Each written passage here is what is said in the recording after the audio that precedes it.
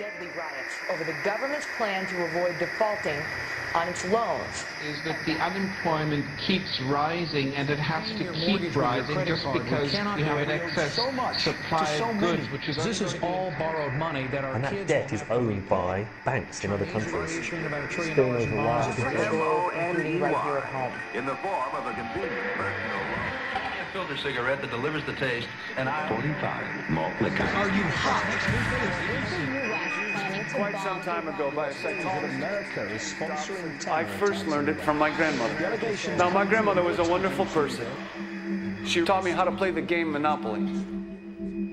She understood that the name of the game is to acquire. She would accumulate everything she could, and eventually she became the master of the board. And then she would always say the same thing to me. She'd look at me and she'd say, "One day, you'll learn to play the game." One summer, I played Monopoly almost every day, all day long. And that summer, I learned to play the game. I came to understand the only way to win is to make a total commitment to acquisition. I came to understand that money and possessions, that's the way that you keep score. And by the end of that summer, I was more ruthless than my grandmother. I was ready to bend the rules if I had to win that game. And I sat down with her to play that fall. I took everything she had. I watched her give her last dollar and quit in utter defeat. And then she had one more thing to teach me. Then she said, "Now it all goes back in the box." All those houses and hotels, all the railroads and utility companies, all that property and all that wonderful money. Now it all goes back in the box. None of it was really yours. You got all heated up about it for a while. But it was around a long time before you sat down at the board. And it will be here after you're gone. Players come and players go. Houses and cars, titles and clothes, even your body. Because the fact is that everything I clutch and consume and hoard is going to go back in the box, and I'm going to lose it all. You have to ask yourself, when you finally get the ultimate promotion, when you've made the ultimate purchase, when you buy the ultimate home, when you have stored up financial security and climbed the ladder of success to the highest rung you can possibly climb it, and the thrill wears off, and it will wear off, then what? How far do you have to walk down that road before you see where it leads? Surely you understand, it'll never be enough. So you have to ask yourself the question, what matters?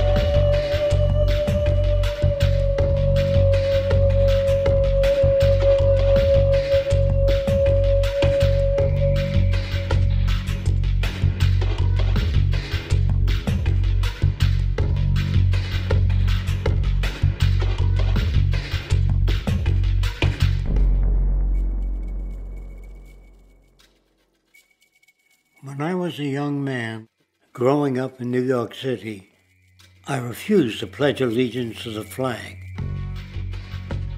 Of course, I was sent to the principal's office, and he asked me, "Why don't you want to pledge allegiance? Everybody does." I said, "Everybody once believed the earth was flat, but that doesn't make it so."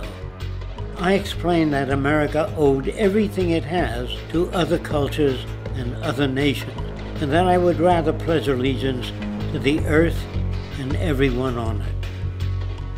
Needless to say, it wasn't long before I left school entirely, and I set up a lab in my bedroom.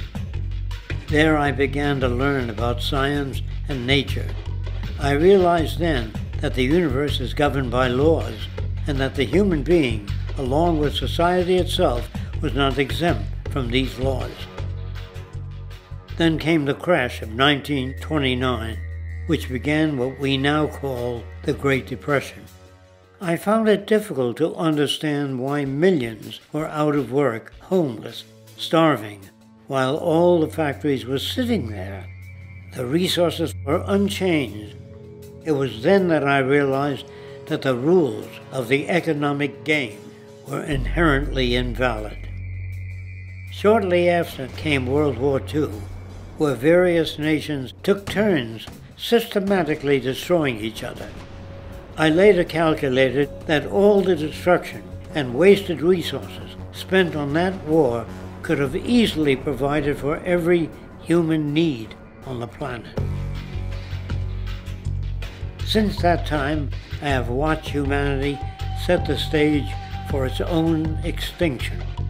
I have watched as the precious finite resources are perpetually wasted and destroyed in the name of profit and free markets. I have watched the social values of society be reduced into a base artificiality of materialism and mindless consumption. And I have watched as the monetary powers control the political structure of supposedly free societies. I'm 94 years old now, and I'm afraid my disposition is the same as it was 75 years ago. This shit's got to go.